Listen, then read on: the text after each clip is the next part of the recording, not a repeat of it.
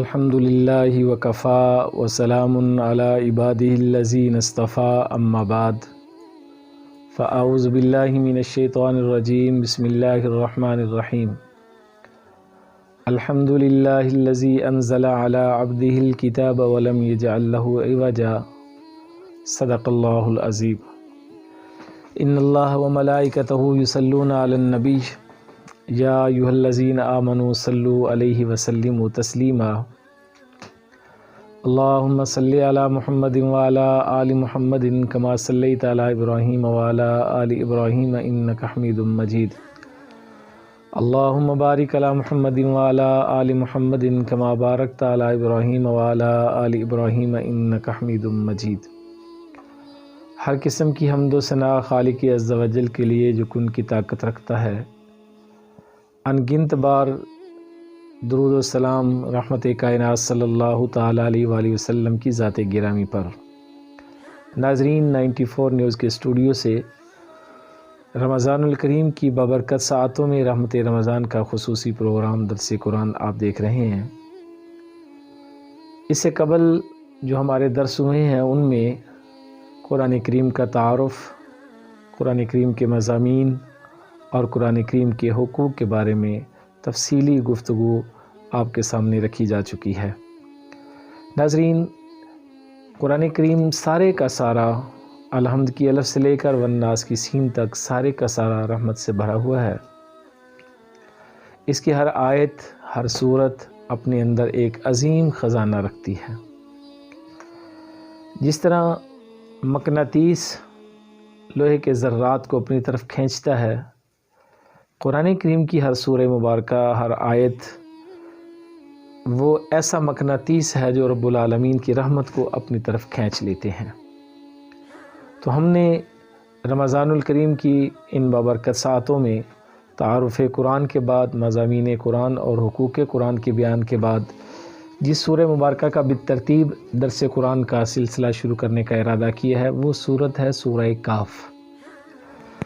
ناظرین کرام، سورہ کہف بڑی فضیلت والی کتاب ہے۔ اما عائشہ صدیقہ رضی اللہ تعالیٰ عنہ فرماتی ہیں کہ رسول اللہ صلی اللہ علیہ وسلم نے فرمایا کہ تمہیں میں ایک کسی ایسی صورت کی خبر نہ دوں جس کے اندر زمین و آسمان جتنی خزانے جو ہیں ان کی وسعتیں، اور زمین و آسمان جتنی وسعت اور اس کے مابین جو کچھ ہے اتنے خزانے جس کے اندر بھرے ہوئے ہیں۔ یاد رکھو کہ وہ صورت سورہ کہف ہے۔ نبی رحمت صلی اللہ تعالیٰ علیہ وآلہ وسلم نے فرمایا کہ سورہ کہف ان 10 صورتوں میں سے ایک سورہ مبارکہ ہے جو اپنے پڑھنے والے کے لیے اللہ کے حضور شفاعت کرے گی۔ ناظرین کرام، سرور دو جہاں رحمت کائنات صلی اللہ تعالیٰ علیہ وآلہ وسلم نے فرمایا کہ سورہ کہف وہ سورہ مبارکہ ہے جسے جمعے کے روز اگر تلاوت کر لیا جائے تو یہ 7 دنوں کے گناہ معاف کرتی ہے، اور 3 دن کے اور یعنی 10 دن کے گناہوں کو معاف کرتی ہے، اور 10 دن کے درجات بلند ہوتے ہیں، اور 10 دن انسان اللہ رب العالمین اسے مزید اونچا کرتے ہیں، اور 10 دن کے گناہ جو ہیں وہ معاف کر دیے جاتے ہیں۔ ناظرین کرام، ایک اور روایت میں ہے کہ نبی پاک صلی اللہ تعالیٰ علیہ وآلہ وسلم نے فرمایا کہ دجال کا فتنہ بہت بھیانک فتنہ ہوگا اور اس سے بچنا بہت مشکل ہوگا۔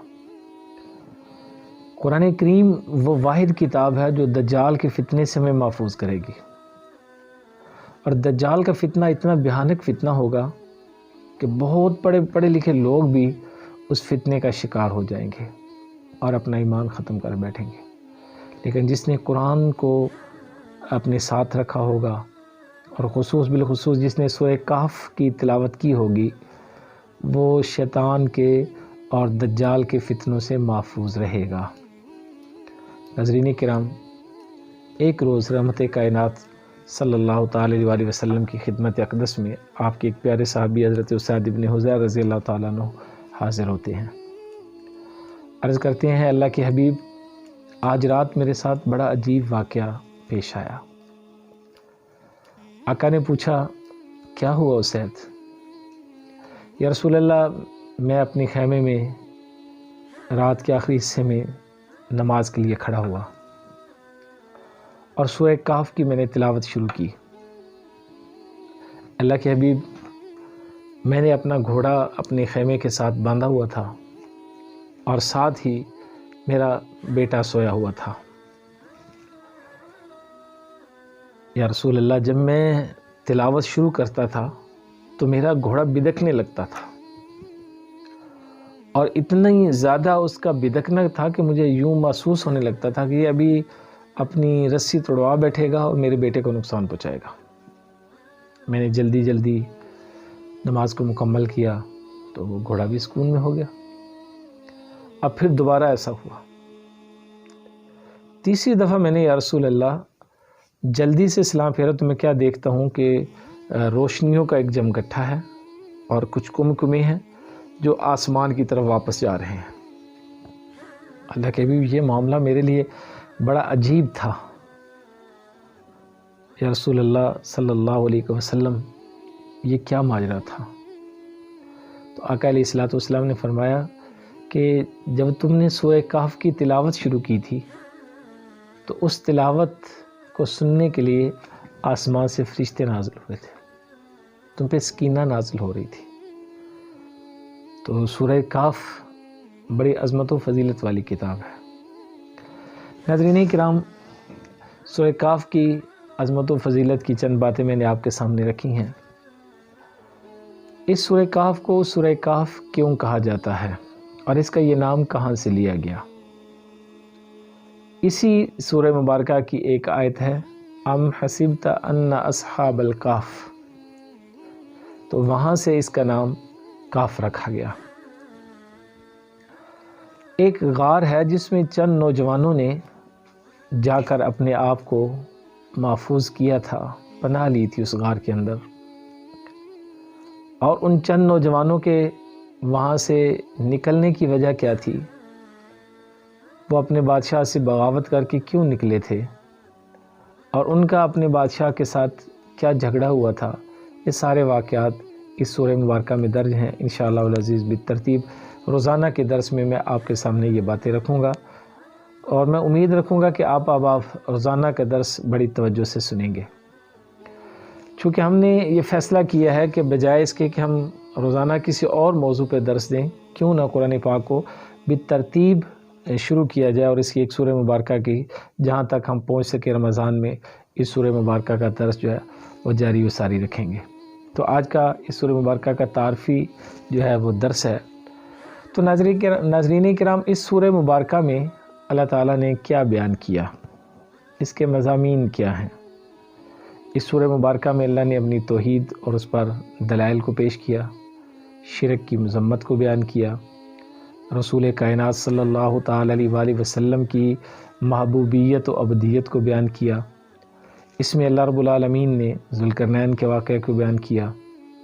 اس میں اللہ رب العالمین نے دو بھائیوں کا تذکرہ کیا، اور اس میں اللہ رب العالمین نے حضرت موسیٰ اور حضرت خضر علیہ الصلوۃ والسلام کا تذکرہ بھی بڑی تفصیل کے ساتھ بیان کیا ہے۔ ناظرین کرام، اس سورہ مبارکہ کو جب اللہ نے نازل کیا تو اس وقت حالات ایسے بن چکے تھے کہ مشرکین مکہ نبی پاک صلی اللہ تعالی علیہ وآلہ وسلم کی جان کے دشمن بن چکے تھے، ظلم و ستم کی انتہا ہو چکی تھی۔ اللہ کے نبی صلی اللہ تعالی علیہ وآلہ وسلم نے اس سے قبل اور آپ کے صحابہ نے بہت سی مشکلات جھیلی تھی۔ شیب ابی طالب میں 3 سال تک آپ کا اور آپ کے ساتھیوں کا محاصرہ کیا گیا۔ نبی پاک صلی اللہ تعالی علیہ وآلہ وسلم کے بارے میں عجیب و غریب قسم کی باتیں مکہ کے لوگ کرتے تھے۔ مشرکین مکہ نبی پاک صلی اللہ تعالی علیہ وآلہ وسلم پر کوئی ایسا ظلم نہیں تھا جو روا نہ رکھتے ہوں۔ ظلم و ستم کا اینڈ ہو گیا تھا۔ اب حالت کچھ ایسی بن چکی تھی کہ اللہ اپنے نبی اور اپنے نبی کے ماننے والوں کو یہ آرڈر دے رہے تھے کہ اب یہاں سے نکلیے اور کسی اور جگہ تشریف لے جائیے، یعنی ہجرت کا آغازیہ تھا۔ تو ہجرت کے آغازیے میں ایک تسلی بھی تھی کہ جب کوئی میرے لیے نکلتا ہے تو میں اسے کیسے محفوظ کرتا ہوں۔ ایک تو اس میں یہ حکمت ہے اس سورہ مبارکہ میں، اور دوسرا اسم کا جو شان نزول ہے، یعنی یہ سورہ مبارکہ کیوں نازل کی گئی۔ شان نزول اس واقعے کو کہتے ہیں، اس پس منظر کو کہتے ہیں جس کے ضمن میں کوئی آیات اللہ کریم اپنے محبوب پہ نازل کرتے ہیں، اور عموماً اس کے پیچھے کوئی ایسا تقاضا ہوتا ہے مخالفین کی طرف سے، جس تقاضا کو پورا کرنے کے لیے اللہ رب العالمین وہ صورتیں جو ہے یا وہ آیات جو ہیں وہ نازل فرما دیتے ہیں۔ سورہ کہف کا جو شان نزول ہے وہ بھی کچھ اس طرح سے ہے کہ مشرکین مکہ چونکہ بالکل جاہل تھے اور جہالت کے عروج پر تھے، اب ان کی جہالت کا اندازہ اس بات سے ہی لگا لیجئے کہ اللہ کے گھر بیت اللہ میں 360 خدا بنا کے رکھے ہوئے تھے، اپنے ہاتھوں سے انہیں تیار کیا تھا، اور اپنے ہاتھوں سے تیار کر کے انہیں اپنا ہی حاجت روا اور اپنا مشکل کشا مان رہے تھے۔ تو اس لیے ناظرین کرام، نبی پاک صلی اللہ تعالی علیہ وسلم کا ان کو سمجھانا ان کے ذہن میں ان کے خداؤں کی توہین تھا۔ سمجھنے کی بجائے انہوں نے آقا علیہ الصلوۃ والسلام کی ہر ممکن مخالفت کی، ہر طرح کا دکھ دیا، ہر طرح کی پریشانی کا سامنا رسول اللہ کو اور آپ علیہ الصلوۃ والسلام کے صحابہ کو کرنا پڑا صلی اللہ علیہ وآلہ وسلم۔ ناظرین کرام، اب یہ مشرکین مکہ اپنے معاملات کو اس انداز میں حل کرنا چاہتے تھے کہ ہمیں کوئی ایسا اہل علم ملے جو ہماری رہنمائی کرے۔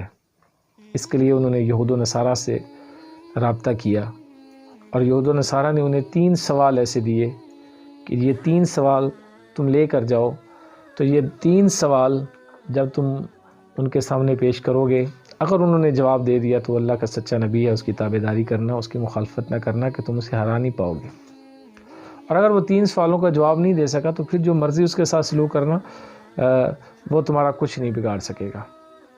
اب یہ ایک گروپ نبی پاک صلی اللہ تعالی علیہ وآلہ وسلم کی خدمت میں آیا اور آ کے آقا علیہ الصلوۃ والسلام سے 3 سوال کیے، اور وہ 3 سوال نبی پاک صلی اللہ علیہ وسلم کے سامنے جب رکھے اور آقا علیہ الصلوۃ والسلام سے ان سوالوں کا جواب چاہا۔ اب وہ 3 سوال کیا تھے اور ان 3 سوالوں کا جواب کیا تھا، یہ ایک پس منظر تھا اس سورہ مبارکہ کے نزول کا، اور اللہ رب العالمین نے ان تینوں سوالوں کے جواب جو ہیں وہ اس سورہ مبارکہ میں نازل کر کے آقا علیہ الصلوۃ والسلام کے قلب اطہر پر نازل فرما دیے۔ تو یہ شان نزول ہے، وہ 3 سوال کیا تھے انشاءاللہ کل کے درس میں آپ کے سامنے رکھوں گا۔ آپ دوستوں سے گزارش ہے کہ قرآن کریم کے درس کو بترتیب سننے کے لیے جو ہے وہ لازمی ہماری جو یہ ویڈیو ہے اس کو شیئر کریں اور زیادہ سے زیادہ دوستوں تک پہنچائیں، اور زیادہ سے زیادہ دوستوں تک قرآن کریم کا یہ پیغام پہنچائیں۔ انشاءاللہ العزیز میں کوشش کروں گا کہ آسانی کے ساتھ جو ہے وہ قرآن کریم کے جو چھپے ہوئے راز ہیں وہ میں آپ کے سامنے لے کے آؤں، جو اللہ رب العالمین نے میرے اساتذہ پر کرم نوازی فرمائے کہ اللہ رب العالمین نے ان اساتذہ پہ اپنا مہربانی فرمائی اور انہوں نے ہمیں سکھایا اور پڑھایا، وہ باتیں میں آپ کے سامنے انشاءاللہ العزیز لے کر آؤں گا۔ تو آپ سے گزارش ہے کہ ہمارے اس درس کو لازمی شیئر کریں اور ہمارے ساتھ جو ہے وہ درس میں شامل رہا کریں۔ 94 نیوز کے اسٹوڈیو سے مجھے اجازت دیجیے۔ اللہ حافظ۔ السلام علیکم ورحمۃ اللہ وبرکاتہ۔